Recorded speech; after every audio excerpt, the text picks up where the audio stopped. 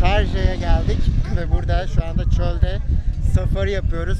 Çok rüzgar var ama bizi safari ile çok güzel bir yere getirdiler. Burası inanılmaz arkadaşlar. Manzara süper. Selen de böyle Araplar gibi giyindi. Sen Serkan giymediği için pişman bu arada. Çok rüzgar var. Birazdan drone uçurmaya çalışacağız. Bakalım uçurabilecek miyiz? Canım. Please show me the way, baby, to your heart.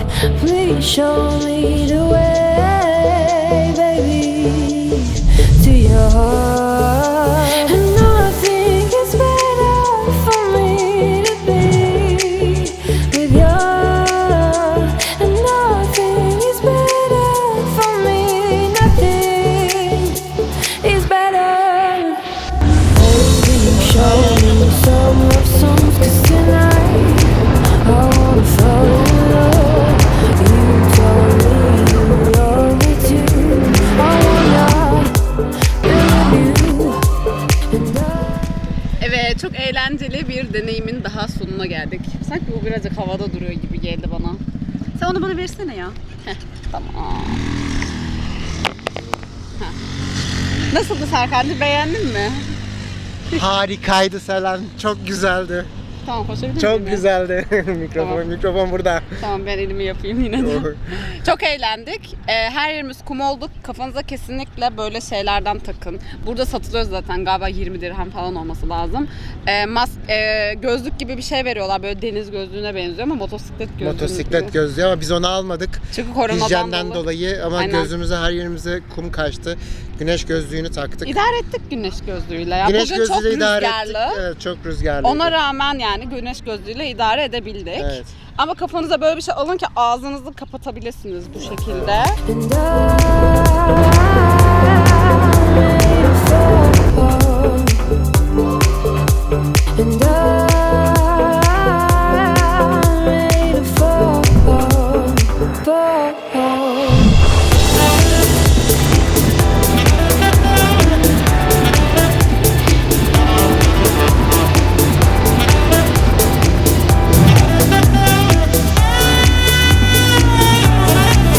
Peki bu 2 kişilik ATV üzeri cihazlara ne deniyor bilmiyorum ama biz buna ne kadar verdik?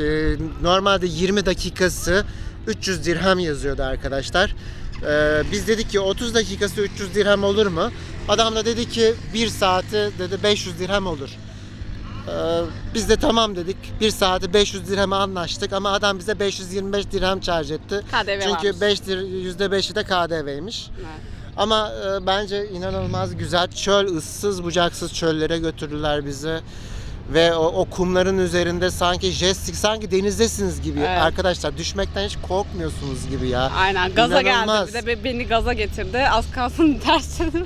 Ben kullanırken gayet yaşama oranımız çok yüksekti. Yani yaşam şansımız yüksekti. Daha sonra Selen'e verdim ben. Biraz da o hevesini alsın diye. Ancak arkadaşlar yani Selen'in içindeki trafik canavarı tamamen ortaya çıktı. Çok feci bir canavar bu. Sakinleş. 3 defa ben ölümün eşiğinden döndüm. Her şey abartıyor. Hatta 3 defa kendimi mezardan kumun içindeydim arkadaşlar. Görmediniz mi? 3 defa kumun içindeydim. Kafama kadar gömülmüştüm. Ve konuşmadan fazla. Her şeyi abartıyor. Genel olarak huyu böyle zaten. Sen sus artık, tamam mı? Öyle yani. Harikaydı. Ben biraz çılgın bir şoförüm. Böyle normal araba kullanırken de çılgın kullanabiliyorum.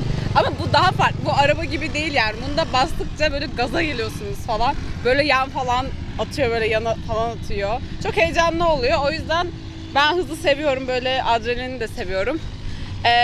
Kolayca midesi bulananlar olabilir. Benim midem bulanmadı. Biz çok eğlendik. Drone uçurmaya çalıştık. Uçuramadı. Çok da beceremedik. Bilginiz olsun.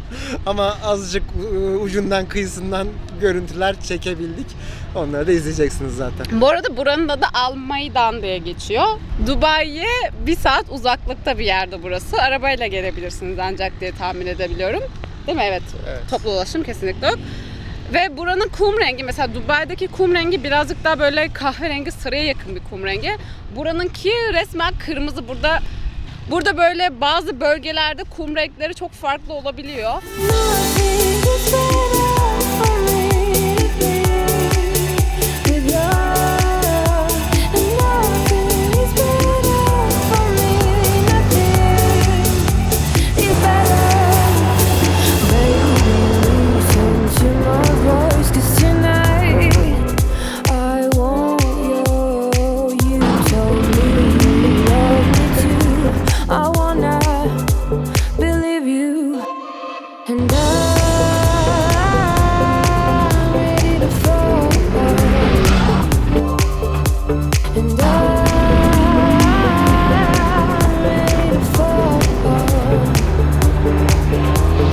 Please show me the way, baby, to your heart. Please show me the way, baby, to your heart.